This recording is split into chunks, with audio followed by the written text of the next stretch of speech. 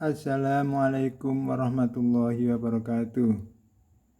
Sahabat engineering yang saya cintai dan saya banggakan, untuk karya-karya kalian dalam memelihara keberlangsungan fasilitas produksi di tempat kerja kalian masing-masing. Izinkanlah saya memperkenalkan diri sebagai pakar engineering pabrik farmasi. Video air boiler ini saya peruntukkan bagi sahabat-sahabat di engineering pabrik farmasi, pabrik kosmetik, dan pabrik makanan dan minuman.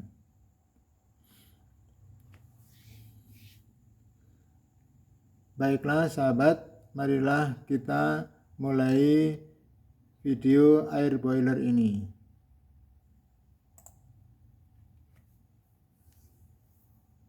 Oke, selama 16 tahun pengabdian di pabrik farmasi, air boiler adalah fasilitas yang paling tidak saya perhatikan. Kurangnya pengetahuan dan minimnya waktu untuk mempelajari hal ini menjadikan saya abai dan menyisakan masalah sampai saya mencapai usia purna tugas. Lanjut. Kini dengan waktu yang tersedia, saya bermaksud berbagi dengan sobat engineering tentang masalah air boiler, dampaknya, dan alternatif solusinya. Untuk sobat engineering yang mempunyai masalah yang sama, semoga sharing ini bermanfaat bagi Anda sekalian. Untuk sobat engineering yang lain, mohon berkenan memberi masukan dan komentar setelah selesainya video ini. Kita lanjutkan. Apa masalahnya? 1. Hardness air umpan sudah sesuai dengan standar maker, tapi kerak boiler masih tinggi dan perlu dilakukan cleaning secara rutin, bahkan penggantian economizer dan pipa boiler. Yang kedua, reheater HVAC yang menggunakan uap boiler korosif dan bocor. Yang ketiga, chemical boiler harus beli dari maker. Pertanyaannya, apakah tidak boleh mencari dari produk yang lain?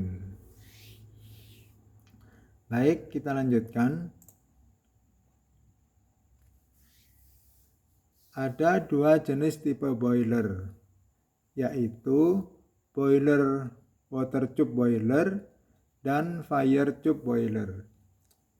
Water tube boiler adalah boiler yang air boilernya berada di dalam pipa, sementara panas pembakaran ada di luar pipa. Sementara fire tube boiler adalah api pembakaran berada di dalam pipa dan air boiler berada di luar pipa. Lanjut. Konstruksi sederhana boiler. Sahabat, dari konstruksi ini garis hitam menggambarkan bodi boiler dan garis biru menggambarkan aliran air boiler. Sahabat,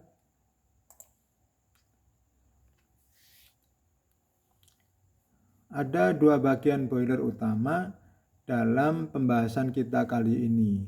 Yang pertama adalah bagian ruang pembakaran. Yang kedua, bagian cerobong gas buang.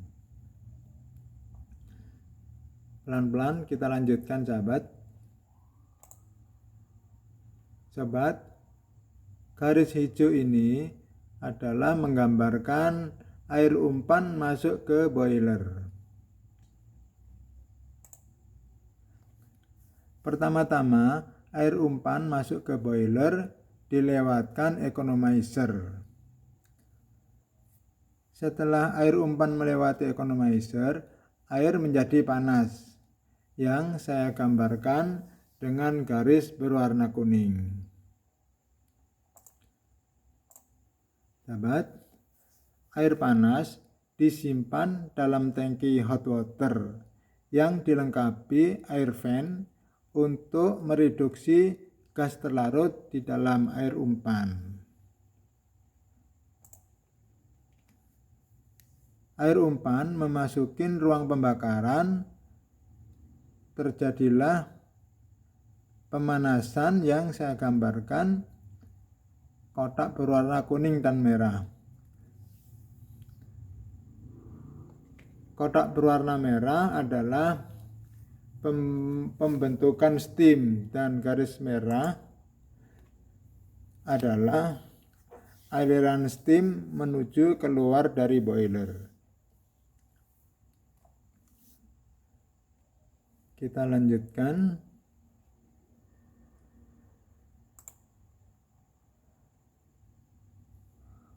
Materi pembahasan kali ini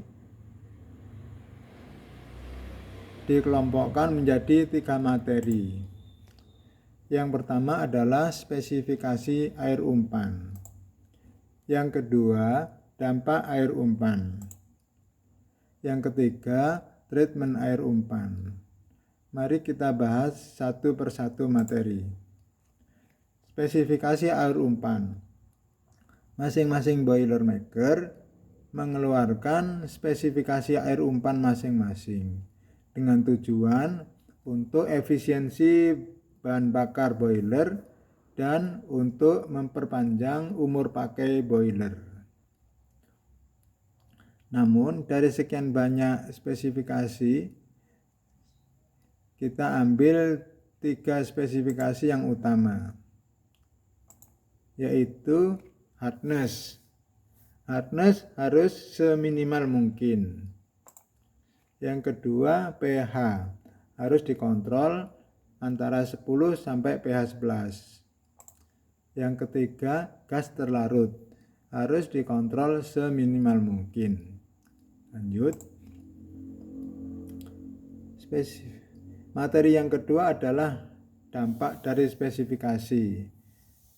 Dampak spesifikasi yang pertama adalah dampak hardness. Hardness atau kesadaran air disebabkan oleh ion kalsium dan magnesium. Keberadaan kalsium dan magnesium membentuk kerak ketika air menguap. Dan dalam boiler, kesadaran air juga menyebabkan pembentukan lumpur kapur. Efisiensi boiler juga dipengaruhi oleh air sadah. Kerak akan berdampak pada perpindahan panas di dalam boiler. Kerak menjadi penghambat perpindahan panas dari elemen pemanas ke air boiler. Kerak menjadikan boiler bekerja lebih keras dan mengkonsumsi lebih banyak bahan bakar. Lanjut. Yang kedua adalah dampak pH. pH adalah faktor terpenting yang mempengaruhi pembentukan kerak dan kecenderungan korosif air boiler. pH harus dijaga antara 10 sampai 11. Tujuannya untuk mencegah korosi asam pada pipa dan pelat boiler dan untuk membantu pengendapan padatan sebelum membentuk kerak.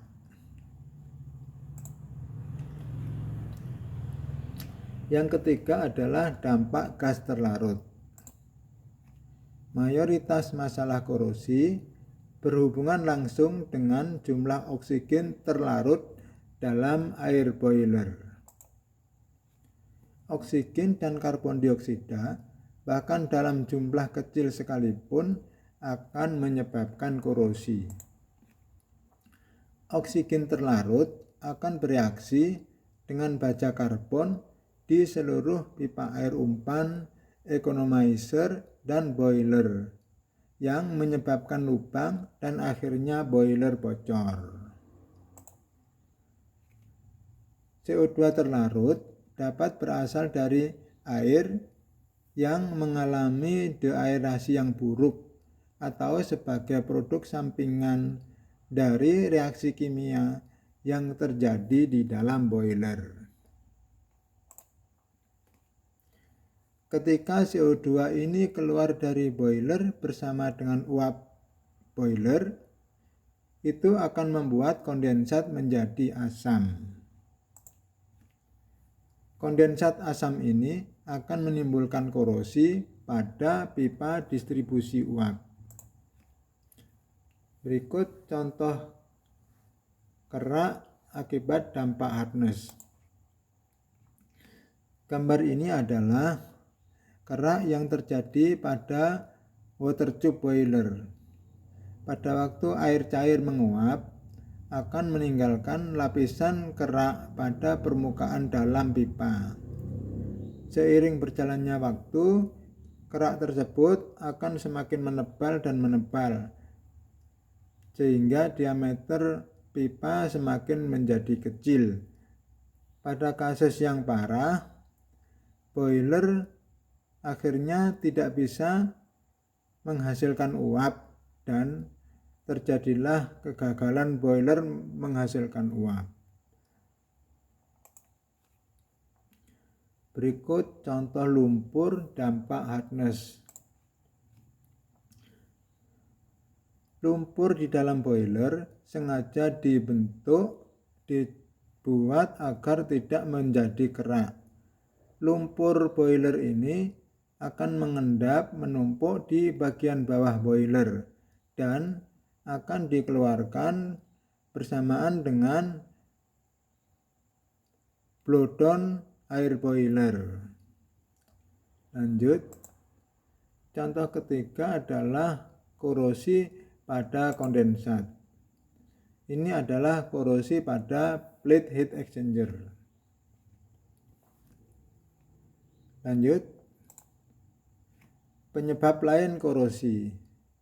Korosi boiler selain disebabkan karena pH rendah dan kontaminasi pada air umpan, korosi juga disebabkan karena proses cleaning kimia melalui paparan logam yang berlebihan oleh bahan pembersih dan larutan yang terlalu panas. Kesimpulan, berbagai alasan yang menyebabkan korosi pada steam boiler adalah sebagai berikut. Paparan logam boiler ke air boiler yang mengandung gas terlarut karena pemilihan bahan kimia. Tingkat pH air boiler yang tidak seimbang. Kehadiran oksigen atau karbon dioksida dalam air boiler.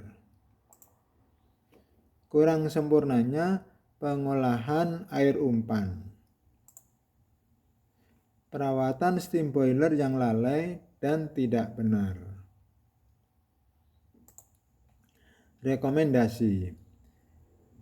Masalah yang dihadapi steam boiler dapat dicegah dengan mengikuti beberapa solusi berikut. Mencegah kerak dengan injeksi scaling inhibitor. Mencegah pitting dengan injeksi oksigen inhibitor. Mengontrol pH dengan injeksi alkalinitas. Melatih staf operasional tentang pengolahan air umpan dan pemeliharaan preventif atau preventive maintenance. Sahabat sekalian, semoga video ini bermanfaat bagi sahabat sekalian dan saya ucapkan terima kasih. Akhir kata, sampai bertemu di video selanjutnya. Assalamualaikum warahmatullahi wabarakatuh.